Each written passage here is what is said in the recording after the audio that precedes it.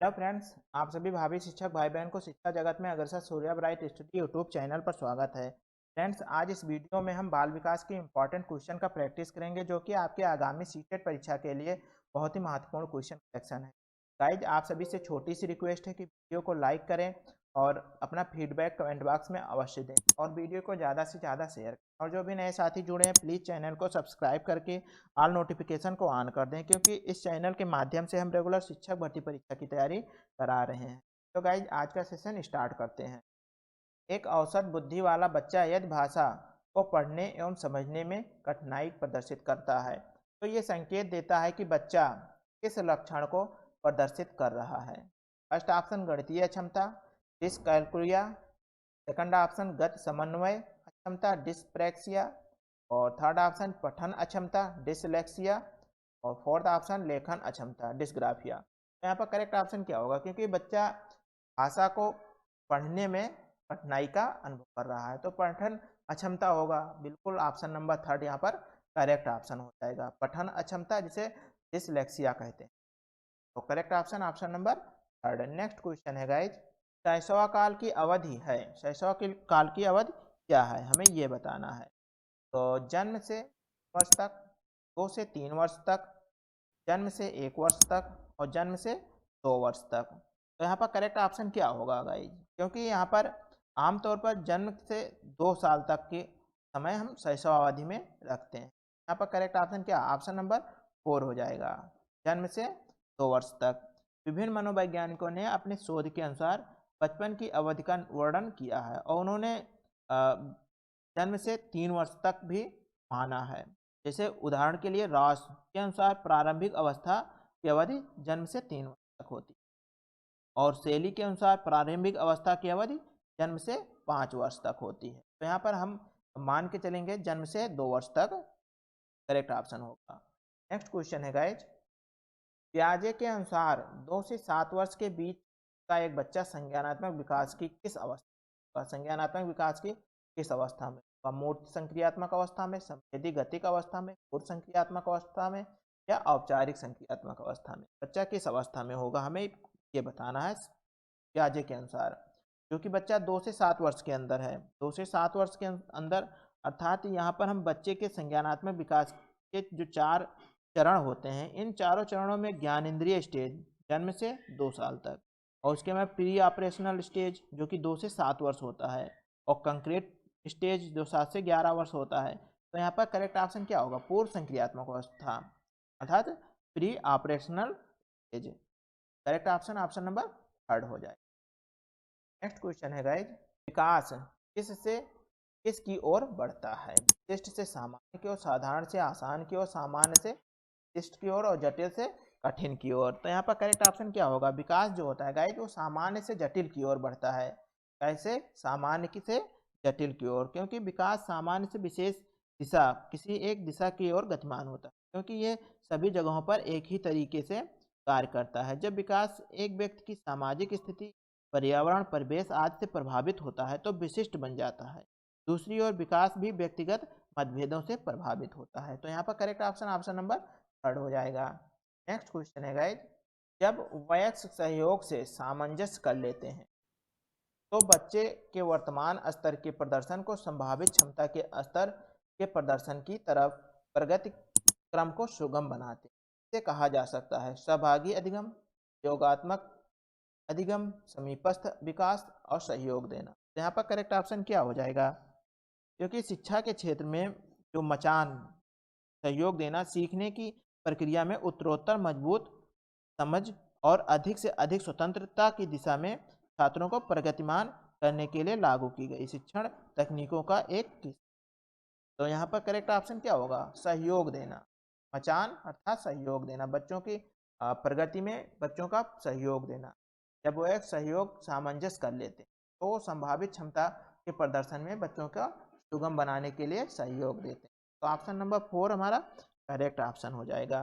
Next question है guys, नवीन जानकारी को शामिल करने के लिए वर्तमान स्कीम अवधारणा में बदलाव की प्रक्रिया क्या कहलाती है, यह बताना। समायोजन, अहं केंद्रिता, अनुकूलन, आत्मसातकरण। क्या होगा यहाँ पर, नवीन जानकारी में वर्तमान की अवधारणा को समायोजित करना है। तो इसे क्या कहेंगे?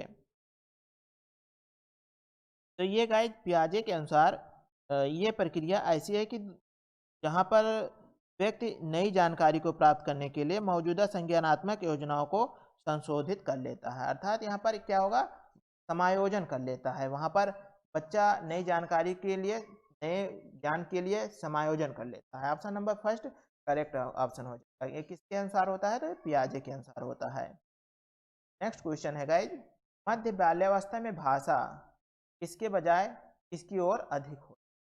युवाद से सामाजिकृत में, परिपक्व से अपरिपक्व की ओर, केंद्रित से समाजकृत की ओर, सामाजिकृत से।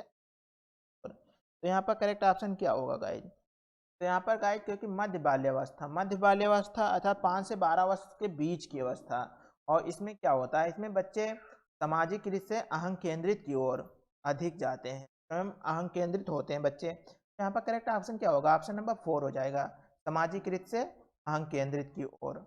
ऑप्शन नंबर 4 यहाँ पर करेक्ट ऑप्शन हो जाएगा।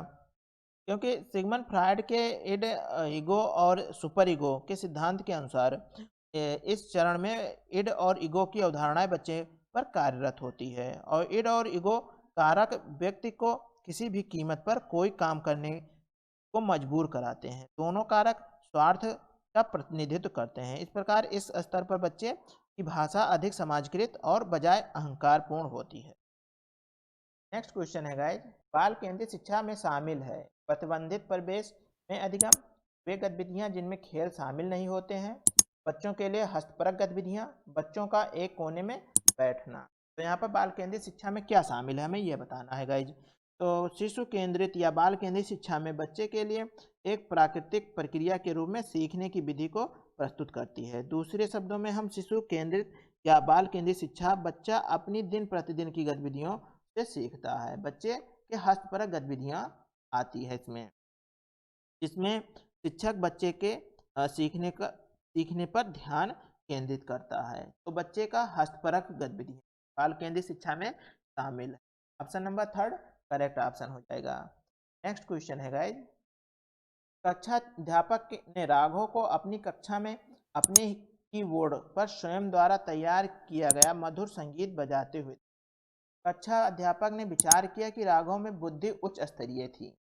किस चीज की बुद्धि उच्च स्तरीय थी हमें यह बताना, संगीतमय बुद्धि या भाषाई बुद्धि, स्थानीय शारीरिक गतिविधि, गतिबोधक बुद्धि। तो यहाँ पर करेक्ट ऑप्शन क्या होगा? क्योंकि स्वयं द्वारा बनाया हुआ गाना वो संगीत को सुना रहा है या बजा रहा है कीबोर्ड पर, तो यहाँ पर करेक्ट ऑप्शन उसके अंदर संगीतमय बुद्धि उच्च स्तरीय है। Correct option option number first हो जाएगा। नेक्स्ट क्वेश्चन है गाइज, जब एक शिक्षक ये समझता है कि स्वाभाविक रूप से लड़के गणित में लड़कियों से अच्छे हैं, यह दर्शाता है कि अध्यापक सप्रद, सही दृष्टिकोण वाला है, नीतिपरक या लिंग जेंडर पक्षपाती है। तो यहाँ पर करेक्ट ऑप्शन क्या होगा गाइज? क्योंकि यहाँ पर लड़के गणित में तेज होते हैं लड़कियों के बजाय, तो यहाँ पर शिक्षक जो है वो लिंग जेंडर पक्षपाती है। किस प्रकार का शिक्षक है? तो जेंडर पक्षपाती है। तो करेक्ट ऑप्शन ऑप्शन नंबर 4 हो जाएगा। नेक्स्ट क्वेश्चन है गाइज, समावेशी शिक्षा मानती है कि हमें किसके के रूप में बदलना चाहिए, परिवेश और परिवार के रूप में, परिवेश को परिवार के रूप में, बच्चे को परिवेश के रूप में, बच्चे का व्यवस्था के रूप में, और या व्यवस्था को बच्चे के रूप अनुरूप बदलना चाहिए। तो यहाँ पर करेक्ट ऑप्शन क्या होगा गाइज? तो यहाँ पर क्योंकि समावेशी शिक्षा के क्षेत्र में छात्र जो विकलांग छात्र भी आते हैं, उच्च बुद्धि वाले छात्र भी आते हैं, तो इनको एक साथ एक ही कक्षा में सीखने का अधिग्रहण दिया जाता है, मौका दिया जाता है। इस शिक्षा प्रणाली में कक्षा एक विशेष कक्षा के रूप में परिभाषित की जाती है, जिसमें शिक्षक और छात्र दोनों एक साथ काम करते हैं। तो अर्थात यहाँ पर व्यवस्था को समावेशी कक्षा मानती है कि व्यवस्था जो है, व्यवस्था को बच्चे के अनुरूप बदलना चाहिए। किसके अनुरूप? बच्चे के अनुरूप। अर्थात यहाँ पर अब बच्चा जिस प्रकार से है व्यवस्था उस प्रकार से बनना चाहिए। तो करेक्ट ऑप्शन ऑप्शन नंबर 4 हो जाएगा। नेक्स्ट क्वेश्चन है गाइज, बच्चों में ज्ञान की रचना करने और अर्थ का निर्माण करने की क्षमता होती है। इस परिप्रेक्ष्य में एक शिक्षक की भूमिका है सुगमकर्ता के रूप में, निर्देशक के रूप में, तालमेल बैठाने वाले के रूप में, संप्रेषण और व्याख्याता के रूप में। तो यहाँ पर बच्चों में ज्ञान की रचना करने की एक अच्छी क्षमता होती है और वो अर्थ निर्माण करने की क्षमता होती है, और इस रूप में शिक्षक का जो भूमिका होता है गाइज, वो एक सुगमकर्ता के रूप में। ऑप्शन नंबर फर्स्ट होगा करेक्ट ऑप्शन, सुगमकर्ता के रूप में बच्चे को शिक्षण में सुगम व्यवस्था प्रदान करे, ये शिक्षक का होता है। फर्स्ट ऑप्शन करेक्ट ऑप्शन हो जाएगा। नेक्स्ट क्वेश्चन है गाइज, इनमें से कौन सी विशेषता प्रतिभाशाली बच्चों की नहीं है? हमें बताना है कौन सी व्यवस्था प्रतिभाशाली बच्चों की नहीं है। निम्न औसतीय मानसिक प्रक्रियाएं, अंतर्दृष्टि पूर्वक समस्याओं का समाधान। निम्न स्तरीय मानसिक प्रक्रियाएं, अगर सृजनात्मक बच्चा है, प्रतिभाशाली बच्चा है, तो वो तो होगा नहीं। अंतर्दृष्टि पूर्वक समस्याओं का समाधान करना, उच्चतर श्रेणी का मानसिक प्रक्रियाएं और उच्च आत्म क्षमता। तो यहाँ पर क्योंकि गाइस देखिए, अंतर्दृष्टि समस्याओं का समाधान करना, बिल्कुल जो अंतर्दृष्टि समस्या, जो गहन समस्या, उसका समाधान करना प्रतिभाशाली बच्चे के अंदर होता है। उच्चतर श्रेणी की मानसिक प्रक्रियाएं, बिल्कुल उच्च श्रेणी का मानसिक क्षमता होता है। उच्च आत्मसात, उच्च विचार को रखने वाला होता है, उच्च विचार को अपने अंदर ग्रहण कर सकता है। तो यहाँ पर ये तीनों पॉइंट प्रतिभाशाली बच्चे के अंदर पाया जाता है, जबकि हमें बताना है कि प्रतिभाशाली बच्चों के अंदर क्या नहीं होता है। तो निम्न औसतीय मानसिक प्रक्रिया, ये नहीं होता है। तो यहाँ पर करेक्ट ऑप्शन जो होगा हमारा, correct option option number first हो जाएगा।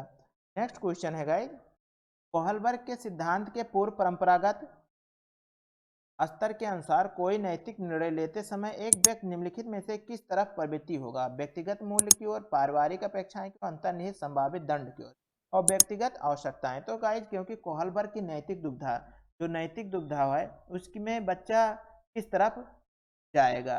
एक तरफ तो है सारी किताबें मुझे पढ़ना है या सारे खिलौने मैं लूंगा, और दूसरी तरफ क्या है? दूसरी तरफ माता पिता का दंड है। क्या है? माता पिता का दंड है। माता पिता से डर रहे हैं, माता पिता कह रहे हैं कि कुछ खिलौने बच्चे को दो, दूसरे बच्चे को दो। तो यहाँ पर क्या है? एक दंड है।